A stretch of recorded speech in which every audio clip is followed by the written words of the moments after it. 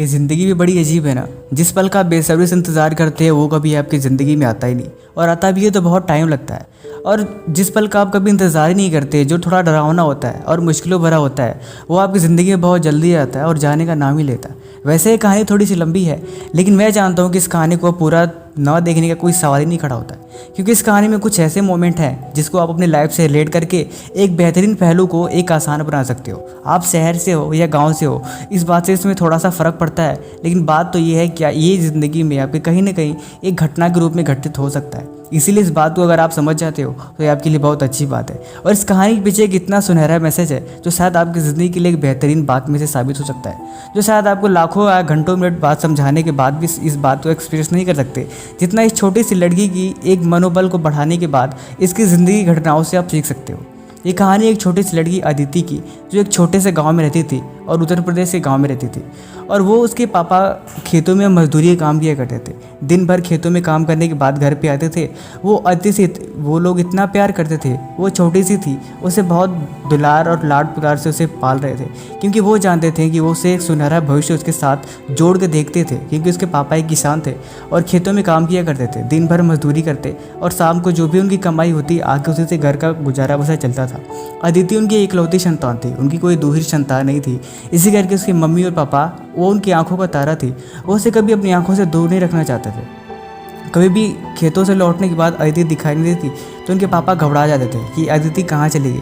लेकिन वो भोली भाई लड़की जब अपनी क्लास में स्कूल से आती थी तो रास्ते में आते वक्त बारिश में कभी भीगते हुए तो कभी कुत्तों के साथ खेलती रहती थी अपने भविष्य को लेके। उसे क्या फ़र्क पड़ता था अपनी ज़िंदगी की बातों को लेके। वो खुशहाल में बड़ी हो रही थी। उसे कुछ अपनी ज़िंदगी के बारे में अच्छा एक्सपीरियंस नहीं था, अच्छा नॉलेज नहीं था। उसे इतना भी नहीं पता था कि इस दुनिया में कैसे कैसे लोग रहते हैं और इस दुनिया में कैसे कैसे माहौल के साथ उसे गुजरना पड़ सकता है। लेकिन धीरे धीरे वो बड़ी हो गई और बड़ी होने के साथ साथ उसके सपने भी बड़ी हो गए।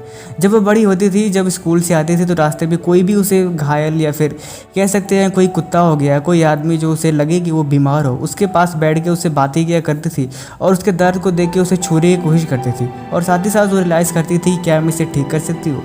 लेकिन वक्त के साथ साथ उसके मन में ऐसा ख्याल किसी ने डाल दिया कि ऐसा उपचार सिर्फ डॉक्टर ही कर सकते हैं। उसके मन में भी ख्याल आया कि मैं भी बड़ा होकर डॉक्टर बनूंगी और मैं लोगों के दुखों को दूर किया करूंगी, क्योंकि उसके पास एक मकसद था, एक उद्देश्य था। धीरे धीरे वो पढ़ने में इतनी होशियार थी क्योंकि उसके पास कोई और काम नहीं था।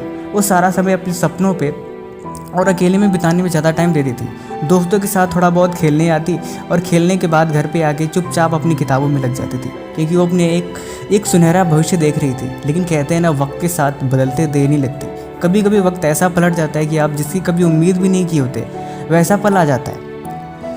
अदिति ने क्लास 10वीं में बहुत अच्छे मार्क्स लेके आए और शायद वो अपनी स्कूल में बहुत अच्छे मार्क्स लेके टॉप कर रही थी। उसके पापा बहुत खुशी हुए और खुशी होने के साथ साथ वो जानते थे कि उनकी बेटी उसके सपने को ज़रूर साकार करेगी। लेकिन सच तो है कि वो डरते थे, क्योंकि उस गांव में 10वीं के बाद से कोई बड़ा स्कूल नहीं था जहां पे बच्चा अपने आप को बेहतर बनाने के लिए पढ़ाई कर सके। पढ़ाई करने के लिए स्कूल थे, लेकिन शहर में जाना पड़ता था और शहर वहाँ से काफ़ी दूर होता था, क्योंकि आप लोग शायद जानते होंगे गांव में उतने अच्छे कॉलेज नहीं होते जहाँ पे आप बेहतरीन तरीके से पढ़ाई कर सकें। यही बात सेम अदिति के साथ था। लेकिन वो जानते तो थे, लेकिन डर था मन में, क्योंकि आजकल के माहौल में क्या चलता है आप इस बात को भली भांति जानते हो। अदिति उस रात को अच्छे नंबर आने के साथ साथ अपने घर में बैठ के अपने सपनों को लेके सोच रही थी, क्योंकि उसके मास्टर जी उसकी बड़ी हेल्प किया करते थे। उनके मास्टर जी ने बताया था कि शहर में एक बहुत बड़ा कॉलेज है, आप वहाँ पे जाके अच्छे से पढ़ाई कर सकते हो और वो आपकी ज़िंदगी के लिए बेहतर था। बात फीस हो उसकी कोई दिक्कत नहीं थी, लेकिन प्रॉब्लम ये थी कि वो जाएगी कैसे।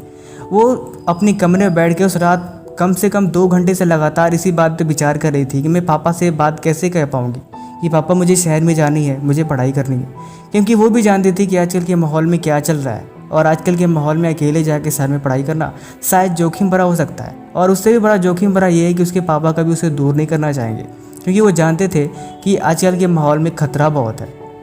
लेकिन अदिति की तरफ एक तरफ सपना था और एक तरफ पापा की प्यार भरी बातें और एक पापा की आंखों का डर। लेकिन दोनों के बीच में उसे एक ही कोई चूज़ करना था, क्योंकि उसके भविष्य का सवाल था कि अब उसे भविष्य में क्या करना चाहिए। अदिति देर रात तक सोती रही, लेकिन उसके पास कोई भी जवाब भी मिलने को तैयार नहीं था कि वो लाइफ में क्या करे। पापा की बात माने या फिर पापा से जाके कहे कि पापा मैं बाहर जाके पढ़ना चाहती हूँ, क्योंकि वो जानते थे अगर वो पापा से ये बात कहती भी है तो उसके पापा यही बात बोलेंगे कि बेटा वो कैसे जा दे सकते हैं कि तुम जाओ शहर में पढ़ाई करो। लेकिन हुआ ऐसा ही कुछ। सुबह उठी और पापा के पास जाके बैठी। बोली, पापा मैं आपसे कुछ बात करना चाहती हूँ। तो उसने बोला, क्या बात है, बोलो। तो उसने बताया कि पापा मैं चाहती हूँ कि मैं आगे की पढ़ाई करने के लिए शहर चली जाऊँ। उसके पापा बोले कि बेटा तुम रह लोगी अकेले जाके। हालांकि पापा उससे कुछ और बोले होते तो शायद बात कुछ और होती, लेकिन पापा ने कुछ ऐसा सवाल किया कि शायद वो भी रो पड़ी। कहती, पापा मैं जानती हूँ मैं रह तो नहीं सकती, लेकिन अदिति ने थोड़ा सा हिम्मत बढ़ाया और बोली, पापा मैं चाहती हूँ इस गांव के लिए, इस समाज के लिए कुछ बेहतर कर पाऊँ। मैं जानती हूँ ये थोड़ा मुश्किल भरा है, लेकिन मैं इसे कर सकती हूँ। मैं जानती हूँ समाज में इतनी सारी अच्छाइयाँ नहीं हैं, लेकिन इतनी ज़्यादा बुराइयाँ भी नहीं है देखा जाए तो। उसके पापा ने बोला, बेटा तुम बच्ची हो, तुम्हें कुछ नहीं पता समाज के बारे में। मैं तुम्हें कैसे अकेले जाने के लिए इजाज़त दे दूँ कि तुम वहाँ पे जाओ, क्योंकि तुम्हारे साथ ना कोई जाने वाला है और ना ही तुम किसी को जानती हो सिवाय कुछ लोगों के जो वहाँ पे टीचर होंगे। शायद उनसे जाकर तुम बात करके उनसे जान पहचान बढ़ा सकती हो। लेकिन सच तो यह है कि ये बहुत जोखिम भरा बेटा है, मैं तुम्हें कैसे जाने दे सकता हूँ। अदिति वहाँ पे फ़िलहाल उदास थी और वो चुपचाप वहाँ से चली गई। थोड़ी देर बाद उसके पापा आए और पापा आने के बाद बोले, बेटा मैं जानता हूँ कि तुम भविष्य को अपने बेहतर बनाना चाहती हो। हालांकि मैं भी ऐसा नहीं चाहता कि तुम्हारे साथ कुछ बुरा हो और तुम्हारा भी फ्यूचर इसी गांव के इस जंजीरों के साथ साथ इसी घर द्वार में बीत जाए, क्योंकि मैं चाहता हूं कि तुम समाज के लिए कुछ बेहतर करो और अपने सपनों को साकार करो। लेकिन बेटा ध्यान देना और अपनी ज़िंदगी को बेहतर बनाने के लिए काम करना, क्योंकि वक्त के साथ कब विचार बदल जाता है वो मैं नहीं जानता, लेकिन मैं एक मजदूर आदमी हूँ। मैं सिर्फ एक ईमानदारी और सच्चाई की ज़िंदगी को हमेशा देखा है और मैं चाहता हूँ कि तुम हमेशा इसी ज़िंदगी के साथ जियो और लोगों को ज़िंदगी को बेहतर बनाने के लिए प्रेरित करो और उनका इलाज करो और अपनी ज़िंदगी में खुशहाली के साथ साथ तुम जियो।